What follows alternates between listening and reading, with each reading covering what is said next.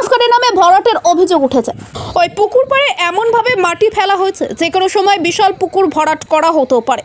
এই আশঙ্কায় মহকুমা শাসকের কাছে অভিযোগ দায়ের করেছেন এলাকাবাসীর একাংশ।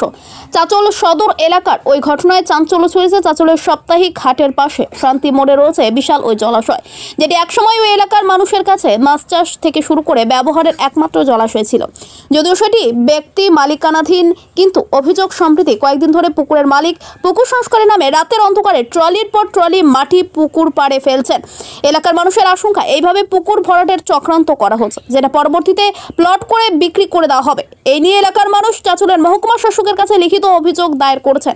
যদিও ভূমি সংস্কার দপ্তরের সূত্রের খবর, জলাভূমি ভরাট কোনোভাবেই মেনে নেওয়া হবে না। সমস্ত কিছু খতিয়ে দেখে ভরাটের কাজ হলে উপযুক্ত পদক্ষেপ নেওয়া হবে। এলাকার মানুষের দাবি, কোনো অবস্থাতেই পুকুর তারা ভরাট হতে দেবেন না। যদি মাটি ফেলা বন্ধ না হয় তবে তারা বৃহত্তর আন্দোলনে নামবে। ব্যুরো রিপোর্ট, আমাদের চাঁচল।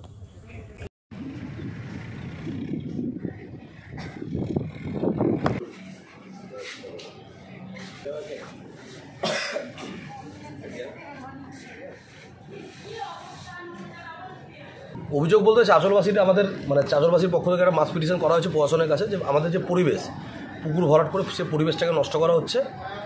আর আমরা জন্মের আগে থেকে দেখে এসেছি ওখানে পুকুর আছে হরিশ্চন্দ্রপুর রুটে, আর এদিকে হচ্ছে আমাদের স্বরূপগঞ্জ যাওয়ার রাস্তায় চাঁচল হাটের পাশেই করেছেন। না ব্যাপার হচ্ছে আমরা অনেকে খবর পাই, সবাই সবার কাছে ফোনে খবর পাই, যেরকম হাটের পাশে আমাদের চাঁচলের যে হাট সাপ্তাহিক হাটের পাশে একটা পুকুর ছিল, যেটা আমাদের জন্মের আগে হয়তো পুকুর ছিল, তারও আগে হয়তো হবে। তো সেই পুকুরটা হঠাৎ করে ভরাট হচ্ছিল। আমরা গিয়ে দেখলাম সত্যি পাড়ের বাঁধার নাম করে পুকুর ভরাট করা হচ্ছে। আমাদের চাঁচলের সবথেকে বড় সমস্যা হচ্ছে নিকাশি সমস্যা। তার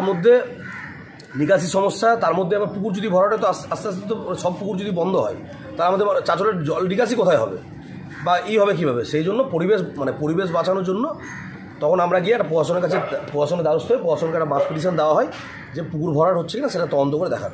এবার এসডিও সাহেবকে দেওয়া হয়েছে, কপি টু সবাইকে করা হয়েছে। এবার ওনাদের মতন করে তদন্ত করুক, করে দেখুক কী ব্যাপার আছে, আসলে কি ভরা হচ্ছে না ভরা হচ্ছে না। আমার নাম এবং পরিচয়? আমার নাম সুমিত সরকার, আমি চাঁচলের স্থানীয় বাসিন্দা।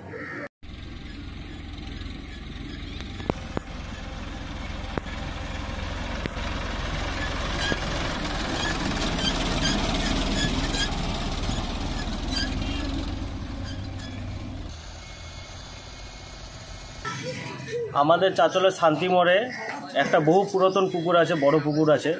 সেই পুকুরটাকে এই কয়েকদিন ধরে রাতের অন্ধকারে ভরাট করার কাজ চলছে, যার কারণে আমরা চাঁচলবাসী আমরা সবাই মিলে এটার পদক্ষেপ নিয়েছি যে পুকুরটা যেন না ভরাট করা হয়।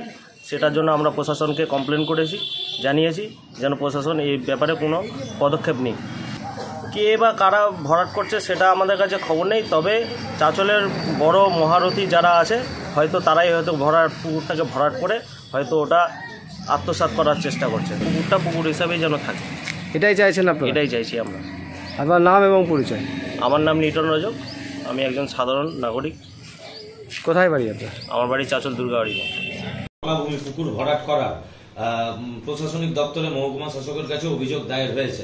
তো এই বিষয়ে আপনারা কি অবগত আছেন এবং কি পদক্ষেপ নেবেন?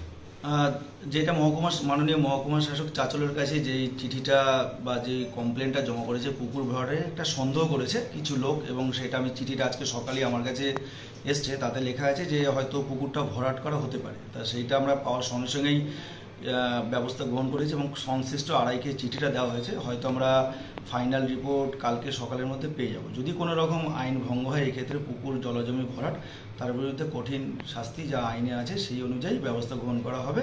কিন্তু এখনো পর্যন্ত আমরা ইনকোয়ারি রিপোর্ট পাওয়া পর্যন্ত একটু অপেক্ষা করতে হবে। স্যার, ট্রলির পর ট্রলি না, পুকুরে আমরা প্রাইমারিলি যেটা অভিযোগ পেয়েছি সেটা যদি সত্যি হয় যে চিঠিতে যা আছে, তাহলে অবশ্যই ব্যবস্থা গ্রহণ করা হবে।